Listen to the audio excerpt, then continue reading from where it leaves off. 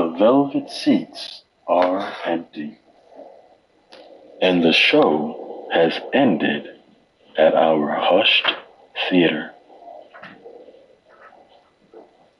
Visitors at this hour are few and far between. Usually, only the cast and crew remain. However, you've come at just the right moment to get a peek behind the curtain to observe some quiet moments as the show wraps for the night. The stage crew is busy, quietly resetting the opening scene for the following day's performance. The props and furniture are all nearly in place, but the stage is not fully set without the correct lighting.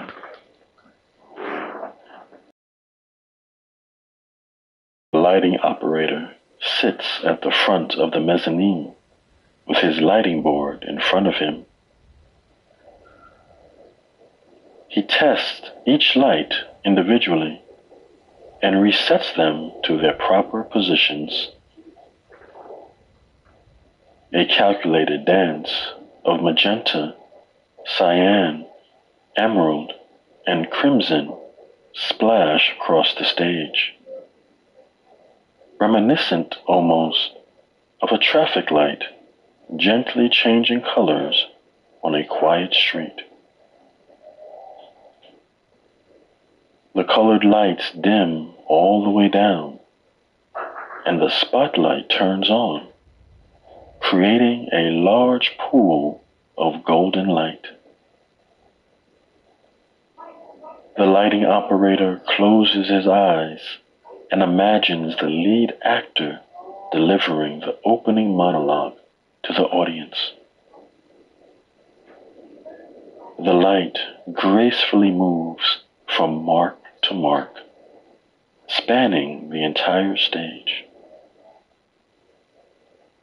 It's easy to imagine a suited actor gliding in the center of it. Tonight's show was excellent, but it's time for the spotlight to return to before it does, I think it's nice to begin with a little wind down exercise. Noting.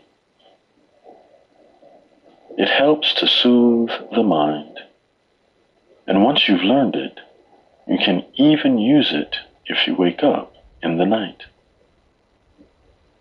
We're going to be counting our breaths. Sound incredibly simple, but it can help to create distance between ourselves and the thought, and ourselves and the feeling, so we don't get so involved in it. That, in turn, creates a more restful state of mind. In other words, the perfect conditions for gentle, restful sleep. So, to begin, just take a moment or two to get comfortable. Make sure you're nice and cool. Just starting with some big, deep breaths, breathing in through the nose and out through the mouth. And with the next out-breath, allow the breath to return to its natural rhythm. In and out through the nose, and feeling the weight of the body pressing you down into your bed. And in your own time, starting to count the breaths as they pass. 1 with the rise, 2 with the fall, just up to a count of 10. When you get to 10, you can stop and start again at 1. And remember, anytime you get distracted, the moment you realize you're distracted by thought, simply note it thinking and return to the breath. Or, if a feeling arises, note it as feeling and return to the breath. Noting is very gentle, not harsh at all. Think of it like a feather, just gently touching the surface of a crystal glass. I'm going to give you a few moments just to keep counting the breath and noting any thoughts and feelings that arise.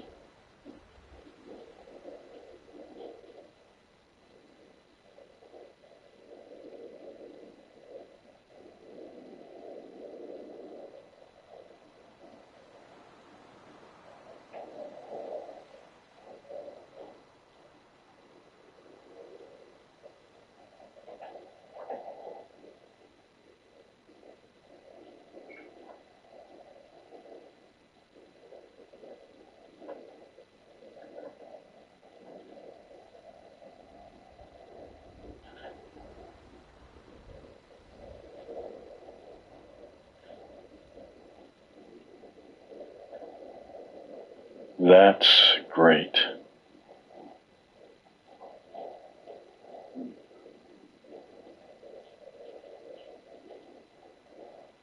Clad in black from head to toe, the stagehands move fluidly, resetting for tomorrow's performance. It is a dance that no one watches, done for a non-existent audience. First, the bedroom wall gets wheeled into the wings, picture frames rattling as it departs. A nightstand, bed, and rocking chair are carried off stage, soon to be replaced with park benches. Richard leads the backstage crew, choreographing these transitions with precision. His salt and pepper hair is often a bit too long, a side effect of his long hours on the job. Under his watchful eye, rolling hills are parked upstage. Facades of tall buildings follow. From a distance, the landscape is dynamic. Detailed scenic paint gives dimension to the otherwise flat wooden backdrops. Gradually, center stage fills with elements of a city. Mailboxes and food carts are positioned just so. Street lamps come next. They are hollow, but made of heavy plaster.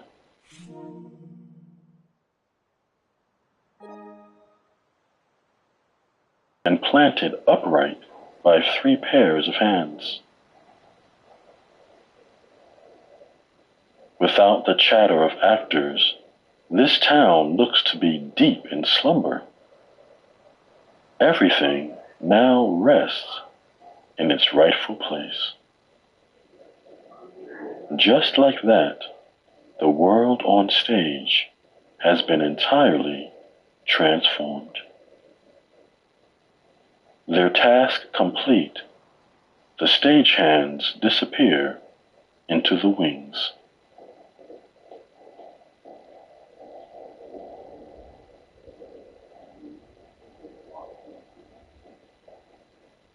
Standing in the center of the theater's prop house, any object imaginable feels within arm's reach. Tall metal shelves flank the walls, each one filled with large items from distinct time periods. The majority of the room is dedicated to small hand props. Retro film cameras, rotary telephones, and technological gadgets are all on display. A long wooden table stands just within the doors of the prop house. It holds all the pieces for the current show. An hourglass, a porcelain doll, and a bouquet of silk roses are among the selection. Delphine, the prop master, stands over the table, inspecting a briefcase for signs of wear. Using a soft cloth, she rubs leather oil into the corners of the case. It's an older piece, but with the right amount of care, it looks brand new under the stage lights. Next, she picks up a crystal beaded clutch. She checks for any missing baubles, shaking it gently to ensure nothing is loose. The champagne beads shimmer under the modest backstage lighting. She tucks a few tissues into the clutch for tomorrow's performance. Without them, the lead actress would be center stage, crying into her sleeve. When given the chance, every prop has a story to tell.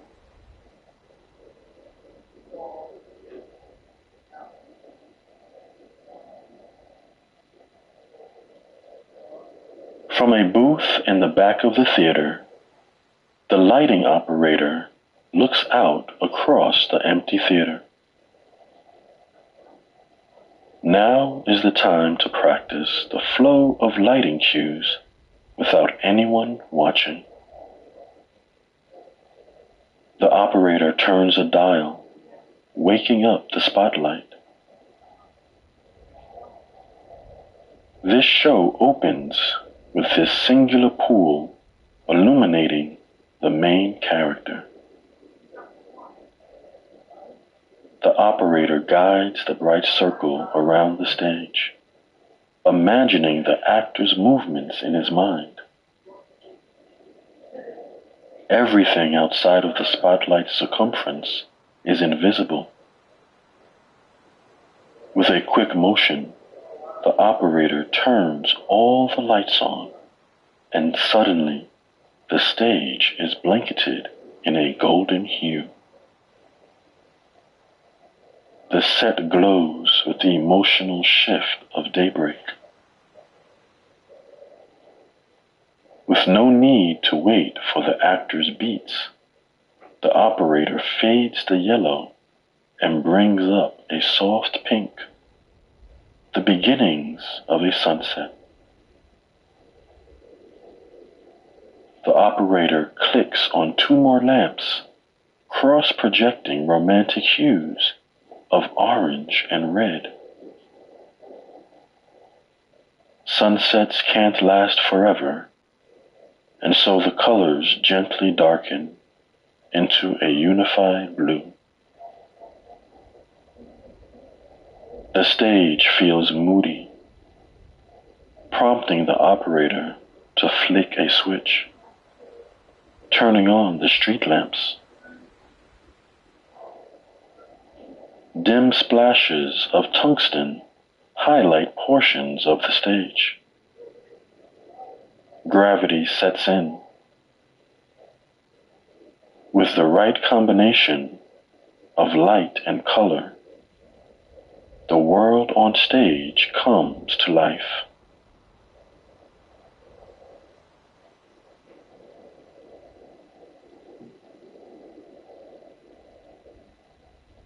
The dressing room walls are lined with tall rectangular mirrors, each one framed by 9 bare bulbs. Powder blue cushioned chairs are parked in front of every mirror. A white laminate tabletop extends from the wall at waist height, its surface scattered with brushes, old scripts, and bobby pins. Ramon likes to take his time cleaning off his makeup while thinking over the evening's performance. He leans his face closer to the mirror, warming his cheeks by the yellow light.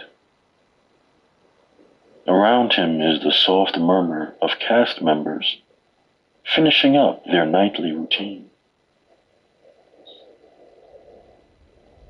Dust hangs visibly in the air.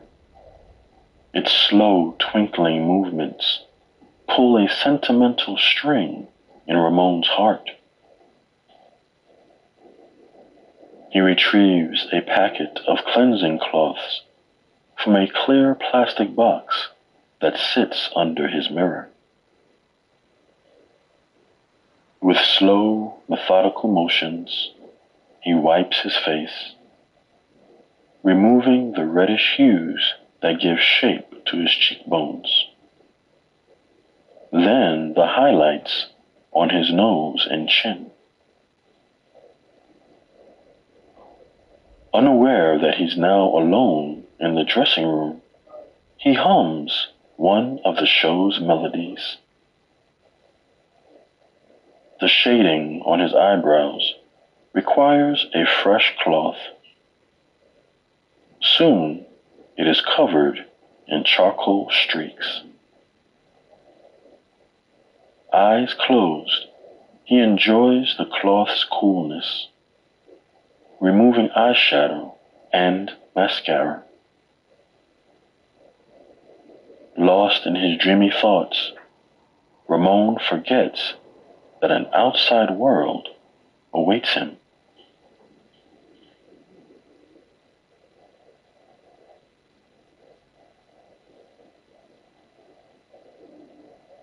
At first glance, the costume room appears unruly. Racks of clothes stand pushed together, filled with colors, patterns, and textures. Voluminous sheer sleeves billow like sails on a ship whenever someone passes. Rows of polished leather dress shoes stand at attention, ready for action. Hats of every shape and size dot the soft green walls. A small chandelier hangs from the ceiling, casting a warm glow about the room. With curled bronze arms, candelabra lights, and teardrop crystals, is unusually ornate for the space. Shuffling amongst the racks of clothing, the costume designer, Mara, often blends in with her surroundings. Mara prefers to express herself through the characters she styles. She wears what will be comfortable for work, opting for springy tennis shoes, loose pants, and a thick fleece sweater. Once the evening's performance is over, Mara sends her assistants home for the night. She stays behind, examining the hems and buttons of each piece, looking for loose threads. After the bustle of a busy show, she likes to soak in the peace that rises from an empty theater. She opens a large green thermos filled with hibiscus tea. The ruby red liquid is still steamy as Mara pours it into an eggshell mug. Warm tea in hand, Mara curls up on a gingham love seat in the corner of the room. She turns on the radio, tuning the dial to a jazz station. The colorful room fills with soft melodies. Mara sinks deeper into the love seat, letting the music wash over her.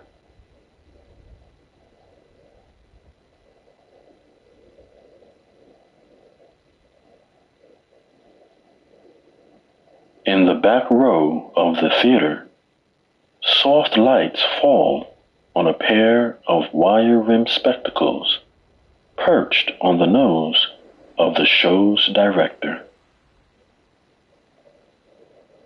The evening's performance is over. The theater's empty chairs face a darkened stage. The theater's house is nearly silent, save for the sound of the director's pen scribbling notes on the evening's performance. Words spill out in a loopy cursive, decipherable only to the author's eye. Dark red ringlets cascade dramatically across the director's face as she hunches over the notes. Unconsciously, she taps the square heels of her boots on the carpeted floor, tracing the actor's sequences. She closes her eyes, replaying the tricky scenes over in her mind. Time slows down during this process.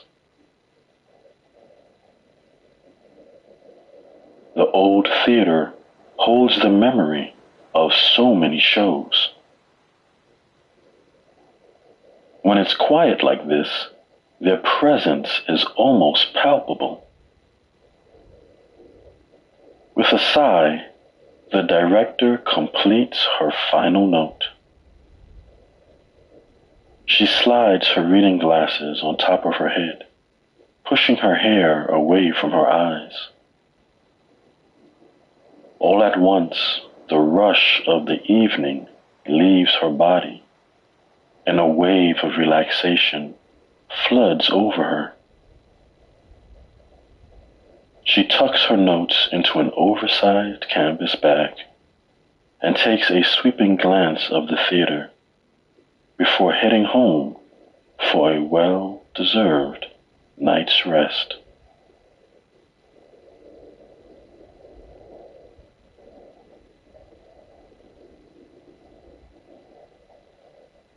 Now that the audience has gone, ushers appear, flashlights in hand.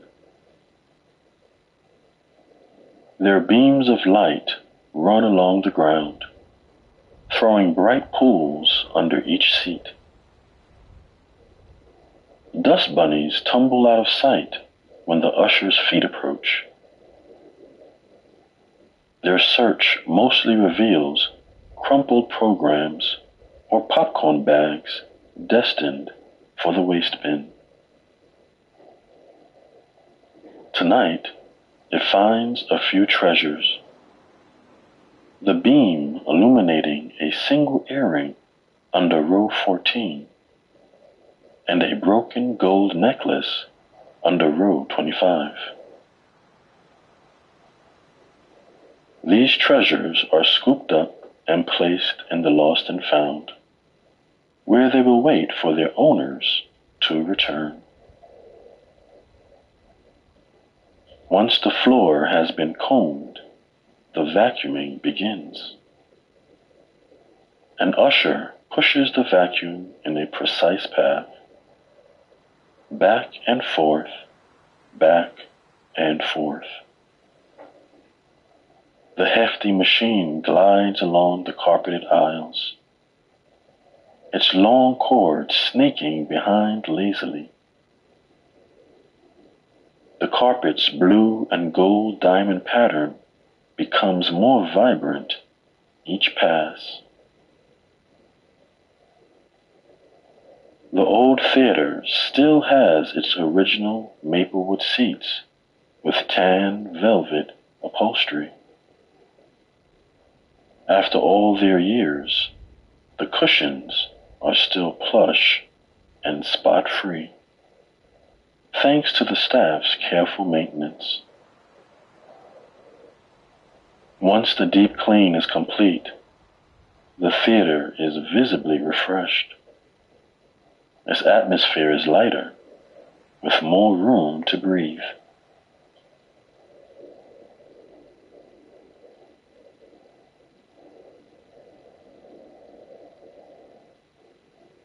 Below stage level is a cavernous orchestra pit where the musicians reside during performances.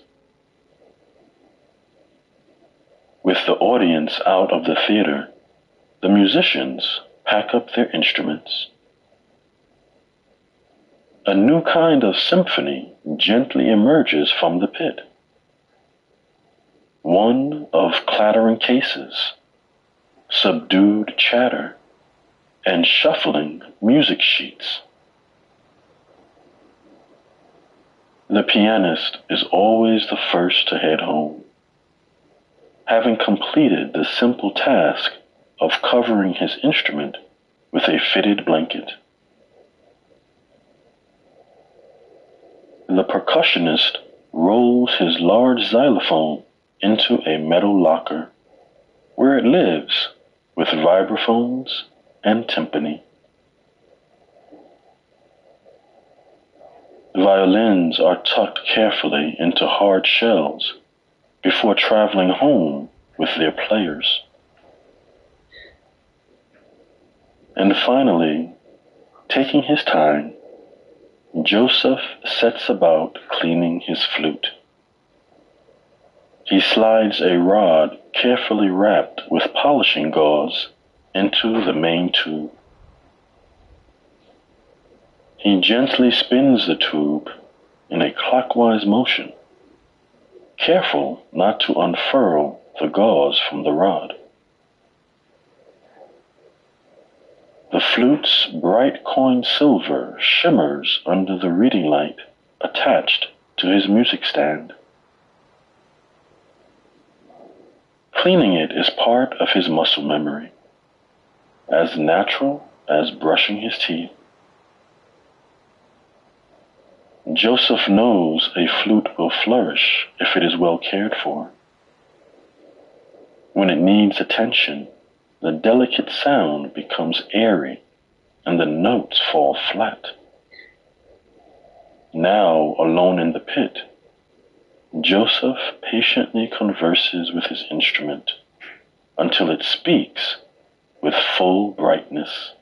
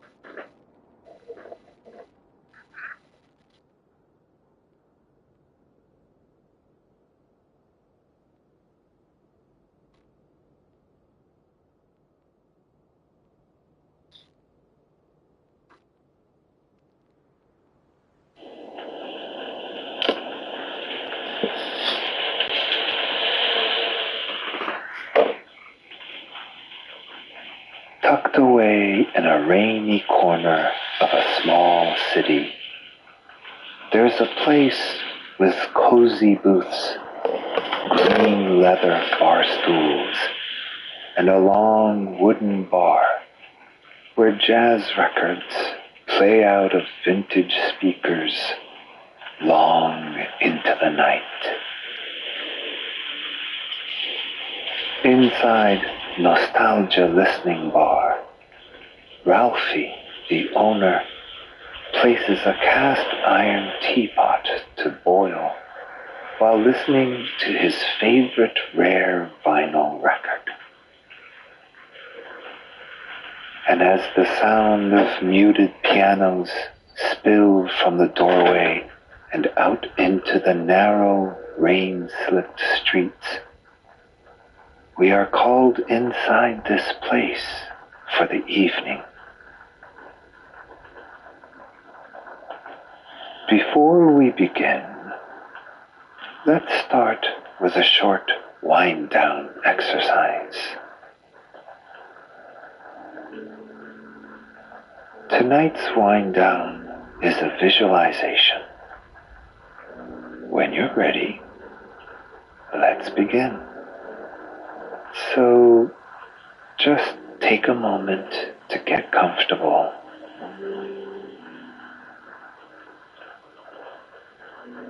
Letting go of the day.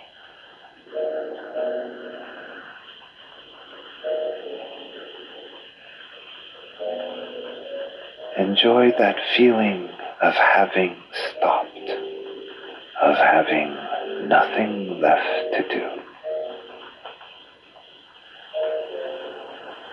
We're going to focus the attention of the mind on the different parts of the body, watching as the muscles in the body switch off for the night, leaving the body feeling rested and leaving the mind more at ease.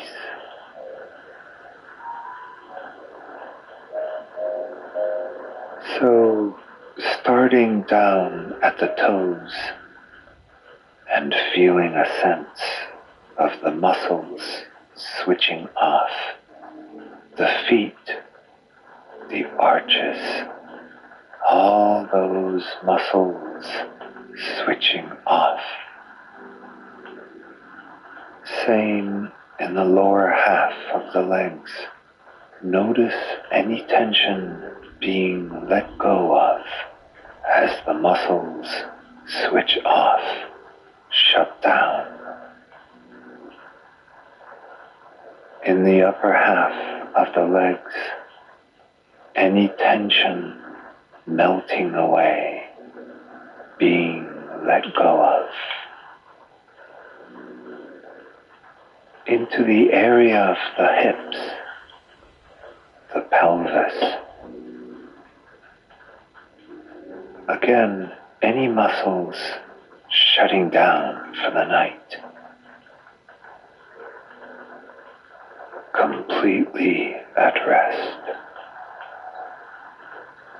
Everything from the waist downward is heavy, at ease.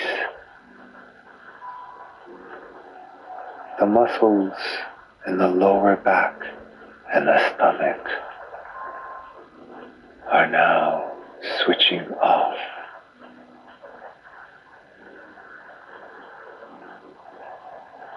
Middle of the back, around the diaphragm, the upper back, and the chest. So, any muscles not needed shutting down, switching off for the night. The shoulders switching off.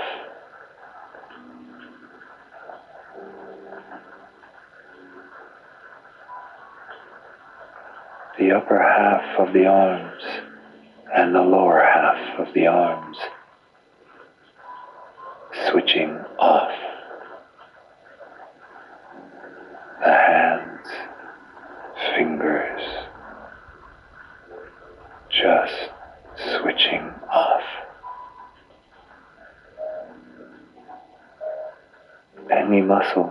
around the throat and the neck, switching off. The head, the face, the jaw, the eyes.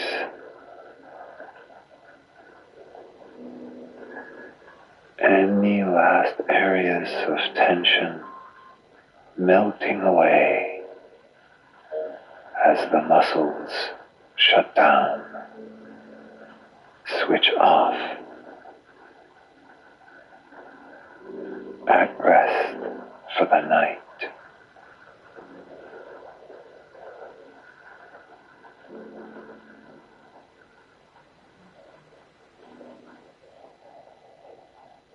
And allowing thoughts to come and go,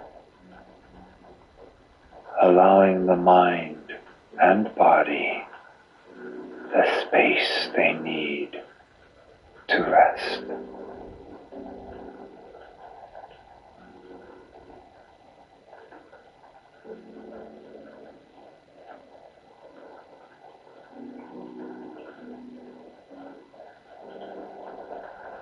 Nostalgia Listening Bar was built for guests to experience an album from start to finish, with the full range of sound and emotion only vinyl records carry. It is not a place for talking, rather, each patron enters to listen. Instead of windows, the walls are full of memorabilia and portraits of famous jazz singers and local legends. In one, Miles Davis holds his trumpet by his side and looks out into the distance. In another, Chet Baker looks down at the piano and its surface becomes a mirror, reflecting his face and messy hair back to him. And framed above both of them is Alice Coltrane in a red dress, running her ringed fingers across a stunning gold harp.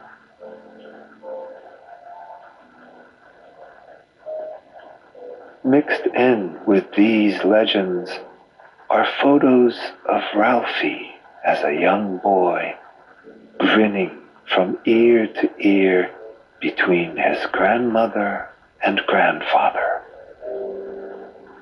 His parents on their wedding day, dancing a slow dance as the band played their favorite song. And most importantly, a photo of the opening day of Nostalgia Listening Bar. If you look closely, you'll see Ralphie's grandfather cutting a big blue ribbon that stretched across the front door as a jazz band played to commemorate the occasion. And if you look even more closely, you'll see a small Ralphie in the corner reaching for his grandfather from his mother's arms, unaware of the occasion, only knowing that he was someone Ralphie loved and continues to love.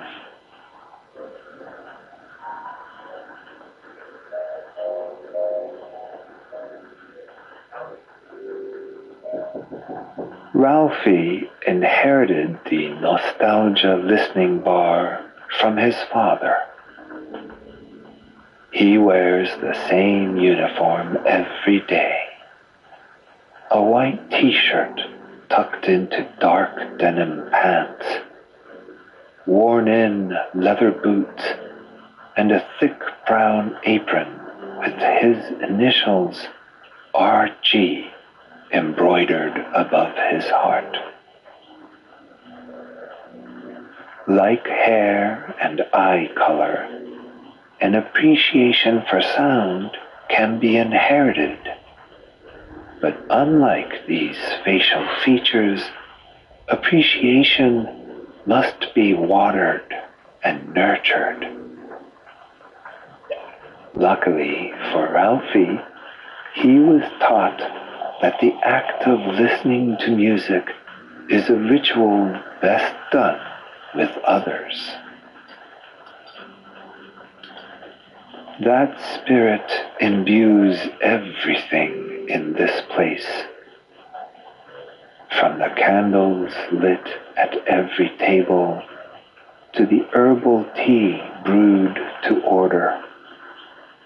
The atmosphere here promotes rest and collective contemplation.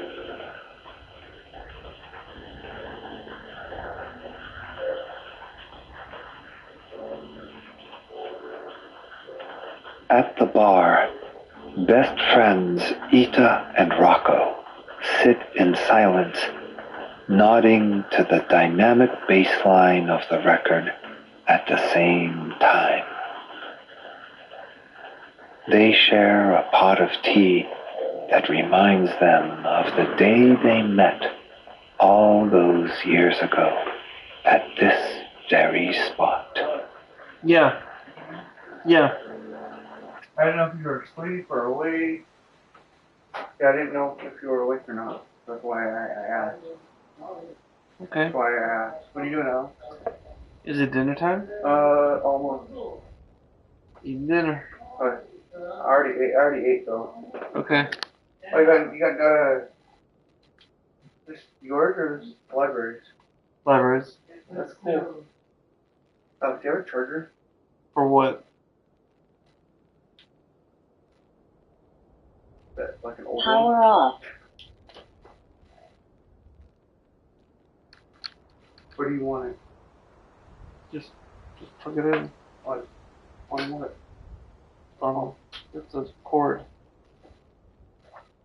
I don't have a cord. It's the block.